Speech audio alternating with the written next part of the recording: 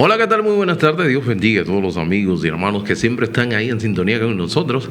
Y les habla su amigo y hermano Arturo Peguero, que estará compartiendo con todos ustedes al junto de nuestro hermano Julio Gaba, que está con nosotros. Así es, de verdad contentísimo de estar con ustedes un día más de Mundo Cristiano en este lunes, que Dios nos permite iniciar la semana en salud. Sí. Gracias al Señor por eso, recordándole que este programa es un órgano oficial de la Iglesia de Dios de la Profecía Central en la Romana Espaillat 86. Espaillat 86, no vayan a perderse. Sí. Así que le invitamos a que nos acompañen en nuestros diferentes cultos. Ciertamente. Así que ya ustedes saben, hermano, durante este mes estamos hablando de la Reforma Protestante. Y también recuerde que este día, Reforma Protestante, el 31 de octubre del año 1517, que fue 508 años. 508 años. Ahora, pero también es el día de la comunidad evangélica de la República Dominicana, de la comunidad evangélica y protestante, que fue una iniciativa legislativa del entonces diputado Carlos Peña para hacerla coincidir con lo que es la Reforma Protestante. Provocando con esto que la gente recuerde la importancia. Ciertamente, muy buen trabajo. Y cobra mayor importancia esa iniciativa legislativa del pastor Carlos Peña, porque obviamente, sí, tú sabes que hoy día estamos librando una lucha ideológica muy bien marcada y eso, el conocimiento de lo que es el Evangelio, las verdades bíblicas, nos hace mantenernos en la luz y mantenernos en la lucha y lo que tenemos que hacer, porque es una lucha de ideas, de la verdad o la mentira contra la verdad, y nosotros debemos repeler con lo que es la verdad. Claro que sí.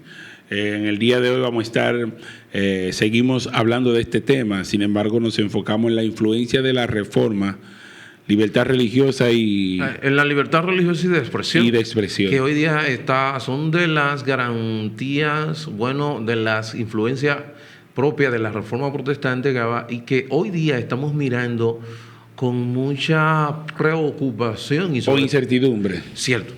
En todo Occidente, que se está dando tanto la censura cuando nosotros expresamos, ¿verdad?, lo que tiene que ver con las ideas y también lo que es la libertad religiosa. ¿Cuántos hermanos cristianos están siendo asesinados? Un genocidio prácticamente. Fíjate, ahí en Nigeria ha estado cometiendo. Prácticamente los noticieros de Occidente no han dicho nada con relación a esto.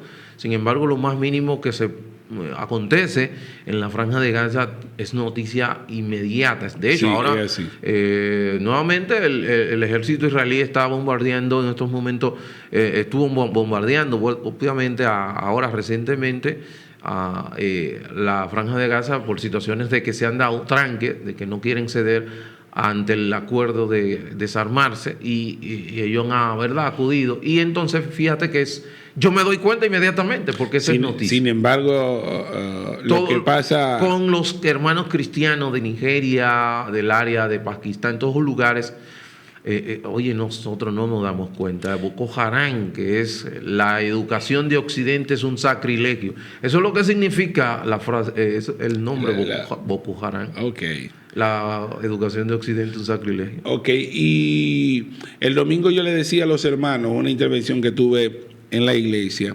al inicio. De la importancia de la reforma. Sí, de la importancia de la reforma y de lo que nosotros estamos gozando ahora. Es cierto. Tú hablando exactamente de lo que está sucediendo en Nigeria, no vemos la importancia de lo que nosotros estamos gozando ahora, que podemos adorar al Señor de forma libre. Y es exactamente estos resultados de la reforma. Ciertamente. Y que una reforma que se ve de repente parte de esa reforma, parte del resultado de esa reforma de libertad de religión. A veces uno siente, pero espérate, a veces uno siente algún tipo de empuje para que esto no sea así. Ciertamente. Algo que quiero señalar, porque en días pasados tú recuerdas que estuvimos hablando, y eso con relación a el legislador, diputado Elías Wessín Chávez, que está pensando elaborar, la eliminación. Sí, de prohibir por ley una iniciativa legislativa lo que es la Sharia y la mezquita musulmana. Entonces posiblemente algún oyente diría, pero estos hermanos no son, vamos a decir, no son congruentes o por un lado tienen, vamos a decir... Hablando de la libertad de religión. Porque están hablando de libertad de religión. Y de repente están sin embargo, están diciendo que están apoyando al diputado Elías Wessing con la iniciativa legislativa de prohibir la sharia y las mezquitas en la República Dominicana. Entonces, ¿cómo es esto? Recuerda que nosotros dijimos y establecimos que el Islam es una fusión político-religiosa. Yeah. No es simplemente una religión. Y tiene como objetivo escalar a los puestos de autoridad donde ellos llegan con el propósito de manipular o cambiar las leyes de esos lugares, de esos países. De hecho, por eso estamos viendo lo que está pasando en Reino Unido, en Inglaterra, lo que está pasando en Europa con lo que es la sharia y lo que es la ley islámica, que el Islam lo que significa es sumisión a Alá, no de el musulmán, de toda la tierra. De toda la tierra. O sea que, y es por medio de las armas, por medio de la guerra. No es como Gaba va a predicarle a una nivel gente. de ideología. No es que tú vas y le vas a predicar a una persona sobre Cristo, sobre el Evangelio, y esa persona decide si creer. No. Si tú no crees, ya tú sabes que eres hombre muerto, porque imponen. Entonces ahí estaría violando la libertad de conciencia. Claro que sí. Que está consagrada en la Constitución. En la Constitución y también en los, ¿cómo es? En los tratados. En los tratados, como la Convención Americana de los Derechos Humanos. Entonces es exactamente lo que se quiere evitar. Cierto. Para que la gente no entienda que de repente es una religión común y corriente. No. Y de repente queremos coartarla trayendo incoherencia con lo que estamos predicando desde el principio. Exactamente. Por eso quise hacer el aclarando antes de. Una de los puntos importantes con la libertad de religión al momento de la reforma y la influencia de la reforma fue la autoridad. Ciertamente, que fue cuestionada. Yo creo que fue el principio del boom. Cierto. El cuestionamiento de la autoridad. Así es. ¿Hasta qué punto ese cuestionamiento dio al traste hasta que Martín Lutero, como principal eje de esta reforma, dijera hay que buscar por otro lado? Ciertamente, cuando él se encuentra, ¿verdad? Y va y viaja a Roma y ve todo lo que ve, toda esta corrupción moral, y cuando conoce y entiende, él entonces conoce que la autoridad, que la Biblia es que juzga a la iglesia, no la iglesia a la Biblia. Y ahí es donde comienza a establecer. Y hay algo que debemos entender, Gaba. Hay una persona que fue la fuente que bebieron todos los reformadores. ¿Cuál? Se llama Erasmo de Róterdam. Nunca salió de la Iglesia Católica, se mantuvo en ella, le tenía pavor a la pobreza, se quedó en la comodidad, en el confort, pero él es que publica el Nuevo Testamento en griego, que es el Textus Receptus, donde él comienza y pone, cuando él le hablaba y decía volvamos a las fuentes, y cuando él le hablaba de volvamos a la fuente, no se está refiriendo a la fuente de las Sagradas Escrituras, sino a la fuente de esa, vamos a decir, ese desarrollo de Grecia y de Roma, producto de lo que es el conocimiento, y va como al humanismo, porque él era humanista, sino cuando él publica ese Nuevo Testamento, que pone aquí de este lado el texto en latín y pone el texto en griego, y se dan cuenta, vean acá, pero es que no dice lo que dice, o sea, y ahí se dan cuenta que Jerónimo, que traduce la Vulgata Latina, ejemplo, en el caso de arrepentimiento, la Vulgata Latina lo traduce, ¿tú sabes cómo? Como penitencia. Entonces ellos dicen, pero que arrepentir. ¿Entiendes? Entonces ahí esa incongruencia, comienzan a haber un sinnúmero de cosas que no son, que se corresponden a los textos originales, y ahí eso es lo que le da a los, vamos a decir, reformadores, esa capacidad de poder entonces refutar la autoridad papal y decir lo que ustedes están diciendo no se corresponde con la verdad. Y esa traducción que hemos hablado y me llena de tanta alegría, que el inicio de esta reforma, o parte de esta reforma, tiene que ver con un acontecimiento tan importante, sociológico y tecnológico, con respecto a la traducción de la Biblia, de los escritos, Cierto. y también la enseñanza de los escritos como tal. Claro, la imprenta de Gutenberg es que es el internet, era el internet del momento. El internet del momento. Que le dio el acceso. El acceso. Claro que Entonces sí. las ideas pudieron ser propagadas por toda Europa. Claro que sí. Gracias, es que Dios fue que orquestó todo. Totalmente. O sea, al orquestarlo todo, obviamente Dios es que produce la reforma por medio de personas, de hombres, porque Dios obra en este mundo por medio de personas. Pero claro que sí. Porque así lo ha diseñado. Claro. Entonces, cuando vemos esto, y por eso es que viene el texto de la oscuridad a la luz, porque el Evangelio estaba secuestrado sobre todas estas tradiciones y normas de la Iglesia de Roma. Y gracias le damos al Señor que no solamente el Evangelio, sino también la sociedad en sentido general estaba en oscuridad, Gaba. Y cuando llega la luz del Evangelio vemos todos los resultados que hoy tenemos, y producto de esto tenemos la civilización occidental que está siendo atacada por este humanismo secularista, y también no solamente por el humanismo secularista, sino también por el Islam radical. Pero Arturo, a veces yo me pongo a pensar que este resultado con respecto a la influencia de la reforma y la libertad de conciencia, ¿hasta qué punto ha escalado eso?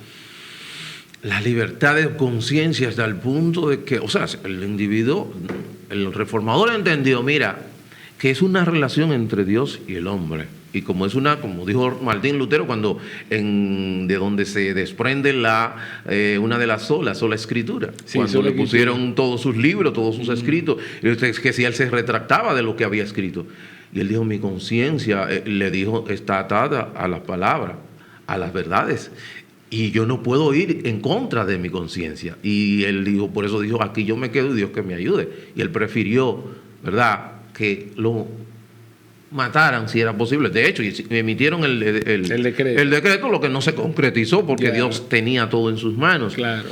Pero a ese nivel, hasta ese nivel de que una persona cuando ha abrazado y cree, mira, él muere por lo que cree. No, es libre. Y la libertad comienza en la conciencia. En la conciencia. Ahí es que comienza la verdadera libertad. Ahí es que comienza. Y cuando comienza por ahí, porque comienza de adentro hacia afuera, cuando comienza de esa forma, provoca lo que provocó en Martín Lutero. En Martín Lutero y en Ulrich Zwingli. Yo no voy a dar para atrás. No, para nada. Y por eso hoy día, señores, por eso que esa libertad de expresión, la libertad de conciencia, eso está garantizado en el artículo 12 y 13, porque van de la mano. Tú sabes que la libertad religiosa y de expresión van de la mano, una va de la otra. Es así. Entonces, en el artículo 12 de la Convención Americana de los Derechos Humanos, el 12 y el 13. Y en la Constitución nuestra también lo consagra. Sí, o sea que eso es algo que es bíblico, pero también que el Estado garantiza. ¿Te acuerdas la semana pasada que hablábamos de la ¿cómo se llama? La división del Estado. Exactamente. La división entre lo que es la Iglesia y el Estado. Y la Iglesia y el Estado, claro que sí. Entonces, fíjate cómo el Estado solapa o cubre la Iglesia, garantizando la libertad de culto, la libertad de expresión, la libertad de conciencia. Sí. ¿Cómo lo hace? Bueno, garantizando la Constitución que tenemos. Pero también de igual forma la Iglesia solapa al Estado porque dice y entiende que el Estado es una autoridad que vamos a decir, en la gracia común de Dios, claro, lo ha puesto con el propósito de lidiar con este mundo. Y la misma Escritura nos enfatiza con respecto a nosotros respetar a las autoridades. Provocando con eso la coherencia con respecto a lo que tú estás diciendo. Ciertamente.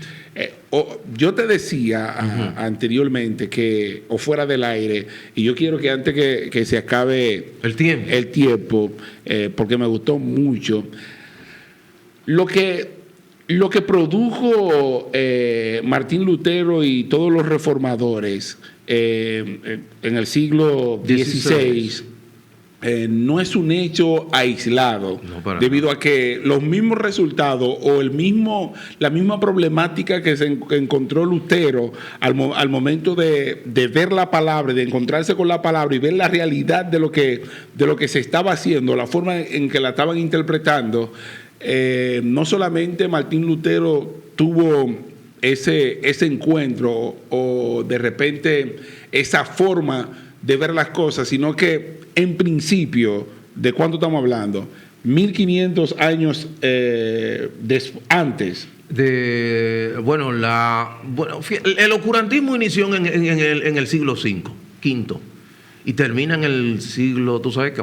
1000 y pico, estamos hablando de 1000 y pico. Estamos hablando, ejemplo, inicia en el siglo V y Martín Lutero viene en el siglo XVI. Estamos hablando de 10 siglos.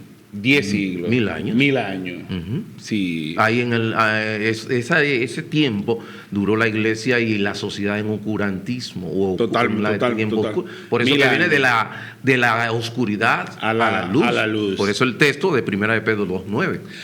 ¿Qué te parece lo que sucedió con Jesucristo al momento de verse con los escribas y fariseos? Viendo la palabra como la herramienta que iban a utilizar los dos, los escribas y fariseos utilizan la palabra como tal, pero Jesucristo, al ver la palabra, es la misma que va a utilizar. ¿Qué fue lo que sucedió y qué parecido tiene con lo que sucedió con Lutero y la Reforma? El parecido que tiene que la Reforma, al igual que los fariseos, vamos a decir, invalidaron la palabra de Dios por sus tradiciones, por medio de sus dogmas. La iglesia inclusive establece y dice me parece que en el catecismo, en el artículo numeral 95, 96, no recuerdo bien ahora, donde establece que el magisterio y la tradición tienen el mismo nivel que la palabra del Señor. Oye lo que está pasando ahí, están igualando el magisterio, que son las enseñanzas, ¿verdad?, de la tradición, al mismo nivel, y que todas dependen, una de la otra dependen para la salvación del individuo. O sea, a este nivel. O sea, óyeme, Gaba, cuando tú te ves con esto y tú dices, pero ¿cómo es posible? ¿Cómo? Y de verdad, es algo que gloria le damos al Señor, porque hemos podido ver, en el caso de Jesús, los fariseos tenían las tradiciones. Recuerden el Sermón del Monte. El Sermón del Monte, ¿qué está haciendo Jesús? En el Sermón del Monte Jesús, recuerden, oiga, Jesús está, ustedes saben que confrontando o refutando las interpretaciones rabínicas por la palabra del Señor. Habéis oído, porque ellos habían creado una especie de interpretaciones que son, ¿cómo se llama esto? Ahora no recuerdo, la Tanakh, que era oral. Y por eso siempre tuve que en el Sermón del Monte dice, habéis oído, no matarás, mas yo os digo. Jesús no está confrontando la ley mosaica. No, porque la ley mosaica y eso es lo mismo, porque él es parte de ella, porque él es que le dio la ley a Moisés, él es la palabra. No, él está refutando las interpretaciones de los escribas, le está diciendo, habéis oído tal cosa. Cuando dice, habéis oído, no codiciará, mas yo os digo, él está, habéis oído, y cada cosa él lo dice. Ahí, lo que está haciendo es refutando las interpretaciones de los fariseos, no la palabra de Dios, porque él y la palabra, obviamente, él no va a refutar a Dios. No es lo mismo que pasó. Él vino a cumplirla, como lo dijo. Claro que sí, pero es lo mismo que sucedió en la Reforma. No, espérate, papá, pero que así no es. No, así no es. Y fueron meramente interpretaciones. Claro que en este caso fueron interpretaciones malintencionadas, claro, porque fueron interpretaciones con objetivos claros, claro, es decir, a su favor. Claro. ¿Me está entendiendo? Por ejemplo, la doctrina de lo que es el ganar la salvación por medio de dinero. Eso fue intencional. Para conseguir dinero para la construcción de la catedral de San Pedro. Claro que sí. Entonces, ese tipo de cosas, vemos que eso es algo que nosotros debemos conocer y mantener. Y hasta el día de hoy la Iglesia de Roma continúa con esas mismas enseñanzas. Señores, después de la Reforma, la Iglesia de Roma no ha mejorado, no, se ha puesto peor. Porque anteriormente, antes de la Reforma, La Virgen María no era corredentora, todavía no había sido decretado ese edicto todavía, ni tampoco ¿qué otra cosa? El Papa, la infalibilidad papal tampoco había sido decretada. La Iglesia de Roma, después de la Reforma, se ha tornado peor. Pero yo escucho, lo voy a poner como un chisme, que hasta el celibato ahora lo están tratando de eliminar. Tú sabes que ¿Eso hoy sería posible? O pudiera ser, mira, pudiera ser posible hoy. Tú sabes que a Martín Lutero ¿cómo es? Sí, ¿cómo no pudieran canonizar fácilmente, quitarle la condena de excomulgación, pudiera, por lo que está hoy día primando en el Vaticano, que es lo que se llama, mira, se me olvidó el nombre, la unión de todos los creyentes, pero de una manera, vamos a decir, carnal, no como dice la palabra del Señor. Que han acusado a un artista con eso, de ser eso. Mira, ahorita me llega. Sí, ecuménico. Okay. El ecumenismo religioso. Okay, que es una forma carnal de unir a la iglesia sin tocar ningún tipo de lo que es la palabra del Señor. Y eso es totalmente antibíblico. Entonces yo creo que la influencia de la reforma con respecto a la libertad de expresión, a la libertad de culto ha sido impactante para el mundo occidental y para lo que vivimos hoy. Yo creo que nosotros como cristianos debemos alzar nuestra bandera con respecto a esto. Ciertamente. Aparte de darle gracias a Dios porque tenemos la oportunidad de estar de este lado, ¿me entiendes? Poder tener una Biblia, poderla. A veces vemos como imprudente ver unas personas en la plaza, en el parque, con un megáfono, predicando la palabra. Y solamente, cuando usted vea esto de hoy en adelante, deténgase y diga: si hubiese sido en otro lugar, lo apedrearían, lo matarían. Si no hubiese sido por esta transformación a través de un hombre, de varios hombres que Dios utilizó para que esto se diera, probablemente no tendríamos acceso directo. Porque el problema con esto es el acceso directo. Por medio de Cristo. Bloqueado. Sí, por medio de Cristo. Por medio de Cristo. Déjame decirte ahí, ¿cuántas personas que están en los medios, que son periodistas y demás, que se hacen llamar ateos y demás? Óigame, sin el cristianismo usted no pudiera tener la posibilidad de hablar por un micrófono. Óigame, a ese cristianismo que usted critica y usted ultraja, sin el cristianismo usted no tuviera la posibilidad, porque en los lugares donde el cristianismo no existe, no hay posibilidad de usted hablar de manera libre, como es el caso de China, como es el caso de otros lugares donde si usted habla de una manera en contra del gobierno de cualquier, ¿qué pasa con usted? Fácilmente usted puede ser eliminado. Y gracias a ese impacto de la Reforma Protestante y esa cosmovisión bíblica, nosotros tenemos garantizado por medio de ley, la Constitución, la Convención Americana de los Derechos Humanos, la libertad de expresión, la libertad religiosa, y eso son cosas que nosotros debemos valorar y nosotros debemos cuidar y postular y seguir predicando el Evangelio. Ese sonido significa que ya se terminó el tiempo. Ya se terminó el tiempo. Invitarlo a usted este 17 de noviembre al concierto Jubileo Sin Límite. Así que no se lo pierda, Jubileo Sin Límite este próximo 17 de noviembre. Rosa Karina, RL, Wilkin Papagoso, Johnny Jean y Andrés Sánchez. ¿Tú has escuchado iPaz? No. iPaz. Ya. Así que gracias por estar con nosotros con este programa de Mundo Cristiano. Ok.